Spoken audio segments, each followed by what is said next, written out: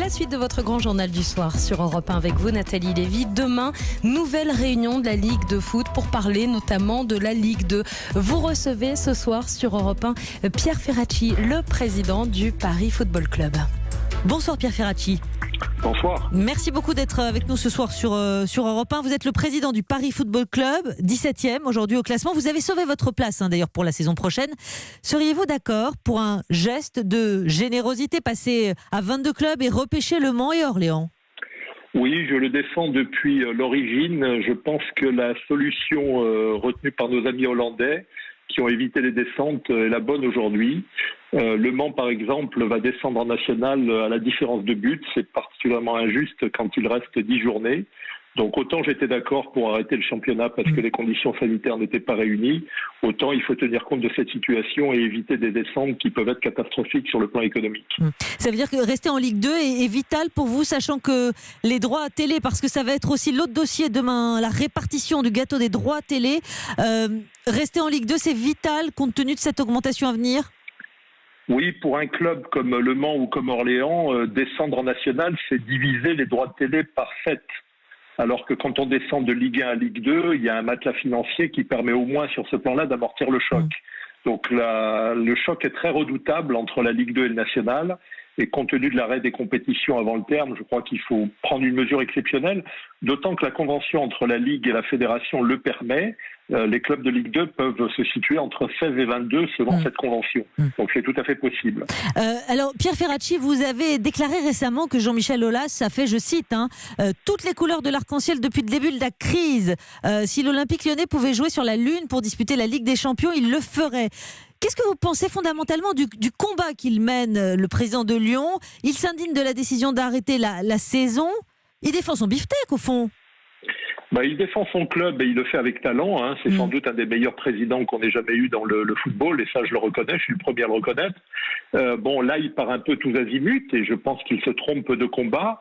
Je crois que Jean-Michel Aulas jouera la Ligue des Champions l'an prochain si celle-ci ne s'achève pas au mois d'août.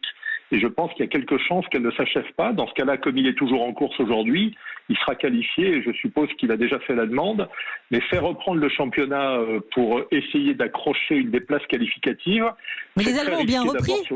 Les Allemands ont bien repris. On peut comprendre son agacement, non ?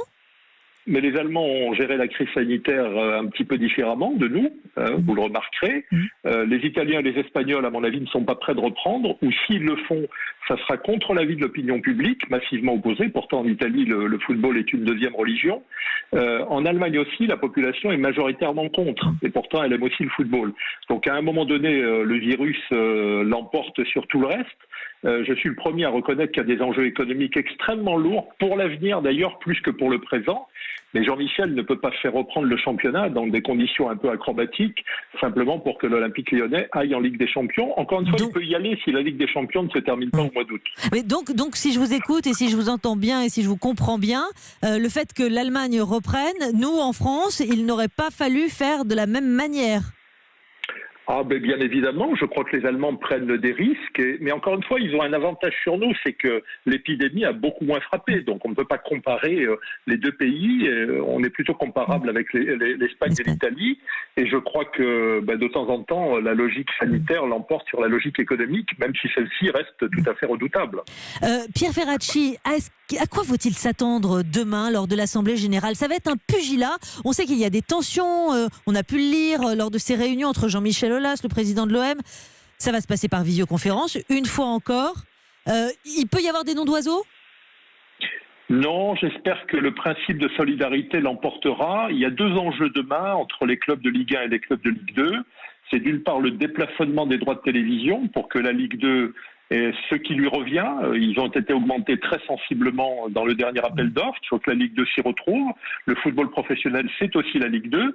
Et puis un deuxième enjeu qui est la mise en place d'un prêt garanti par l'État, qui est aussi synonyme de solidarité, de répartition, de mutualisation des risques. Les deux sujets vont de pair et j'espère que les différentes parties s'entendront pour sortir de là par le haut, c'est-à-dire pour prendre une solution de compromis qui permette de sauver le football professionnel et de ne pas partir dans une dérive totalement anarchique qui devrait coûter cher à tout le monde si on en arrive là. Justement, vous parliez de ce prêt garanti par l'État. Les clubs n'ont pas mis d'argent de côté, ils vont devoir maintenant être plus prévoyant selon vous, limiter par exemple les salaires, tiens, certainement un des points clés, les salaires dans le foot?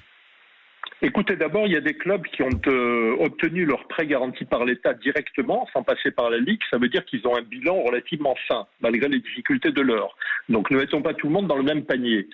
Bien évidemment, il faudrait être plus prudent à l'avenir. Le modèle économique va exploser, de mon point de vue. Les droits de télé vont peut-être être revus à la baisse. Les partenaires de sponsoring, chacun gère la crise à sa façon et vont peut-être aussi baisser. Je ne suis pas sûr que les spectateurs aillent très rapidement, massivement dans les stades. Et par ailleurs, les transferts de joueurs vont voir aussi leur valeur baisser.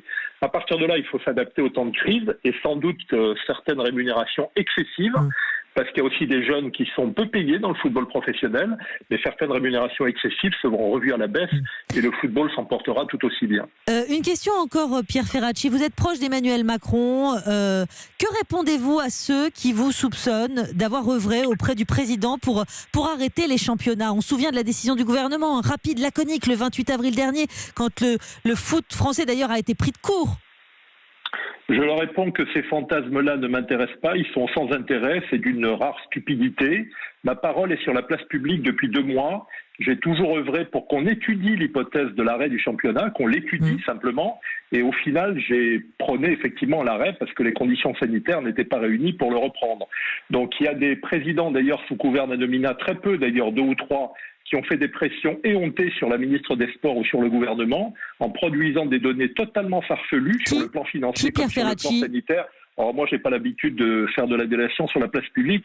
J'aimerais autant qu'ils assument comme moi leur parole sur la place publique. Jean-Michel Aulas le fait, d'ailleurs, courageusement, même si je ne partage pas et de loin son point de vue. Il y en a d'autres qui feraient mieux de se taire et de ne pas proposer des informations farfelues sur le plan sanitaire comme sur le plan économique. Ça a décrédibilisé profondément la solution de reprise qu'il préconisait.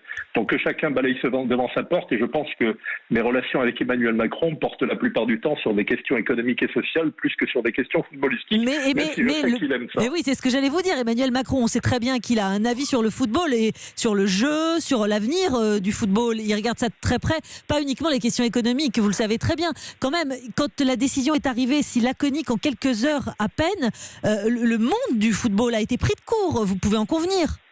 Mais vous savez, il y a des hôteliers, des restaurateurs, des cafetiers qui sont à l'arrêt total depuis des mois, qui souffrent beaucoup plus encore que les clubs de football, qui souffrent bien sûr.